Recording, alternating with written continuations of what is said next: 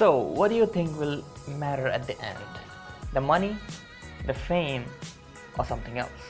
My bet is on something else. And what will that be? We're going to find out in this video.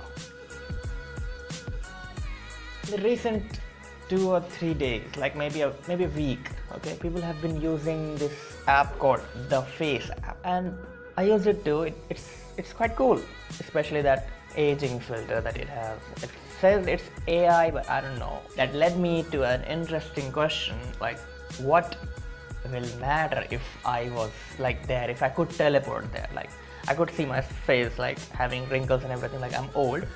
So what will matter at the end? This was a very interesting question that I thought I should try to figure out the answer of, and I did some research, and there's a trend that I can see in not the general population, but among the rich, among the famous people, among the celebrities, stars, and big guys, powerful people.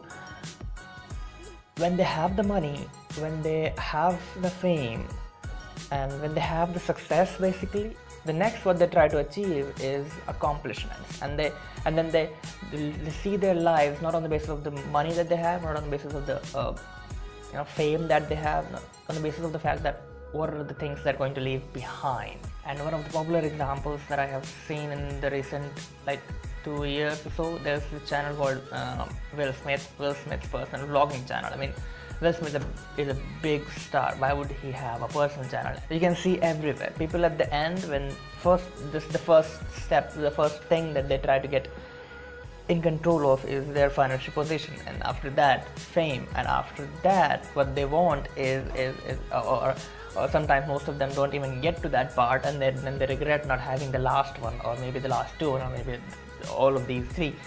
The last one, the most important one, is the accomplishments that they have, their stories, basically what their life will be if it will be told as a story. And the guy or the woman who will have the best story, because I think from my perspective and from a lot of people's perspective, is the guy who actually were able to control and were able to live the life that is ideal for a human being. That's why having a good story matters. Now, how can you have a good story is basically, I think one of the basic examples at the very small level would be to try different things and having those experiences captured, and then when you have to share it, that's the moment that then you feel like, okay, yeah, I have done something, I have accomplished something, because the feeling of accomplishment is all there is. Because no matter what amount of money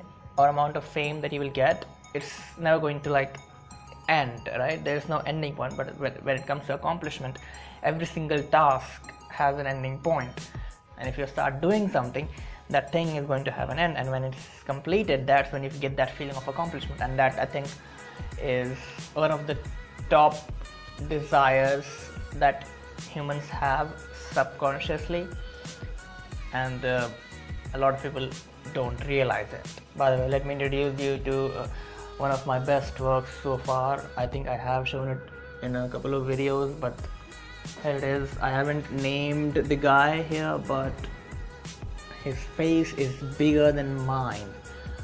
So yeah, he's a very powerful person. So what do you think about this? What will matter at the end when this paint will go off and you will be dead? What do you think will matter to you at the end of the day?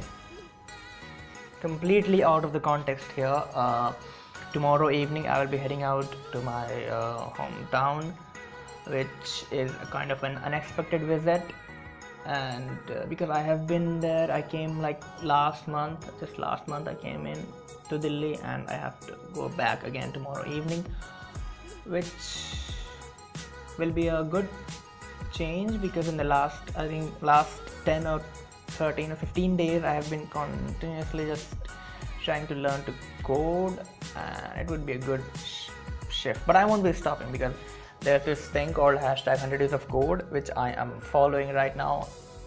If you are into coding, I think you should. If you do learn to code, if you are learning to code, if you are into code, I think you should definitely stick to that. I think that's around 45 or 50% of my motivation comes from that, because I have to then tweet about what I accomplished every single day, which makes it pretty interesting. In other news, my current tool belt includes 1 programming language and 2 markup language. There's HTML and there's CSS, right? I have those 2 in my pocket. I can use it. I have a bit of JavaScript. I will say I have the grasp on the basic concepts, which is quite good. So I'm gonna spend the next 10 or 20 days to get a better grip on that JavaScript thing, because I don't know why I started with JavaScript. I was like going for the web development, so I started with HTML, CSS, and after that it has to be JavaScript. Because if I would have started learning programming, I would have definitely started with Python because it's easier, so I wouldn't get overwhelmed about this. I know it's not going to be like a spoon-fed easier, but it would be definitely easier than JavaScript. JavaScript is like one of the languages that is considered to be tougher in the language area, in the programming language. So that was today's vlog, a little bit of updates and stuff. See you guys next time, maybe from Jaunpur. I think I will be vlogging. Yeah.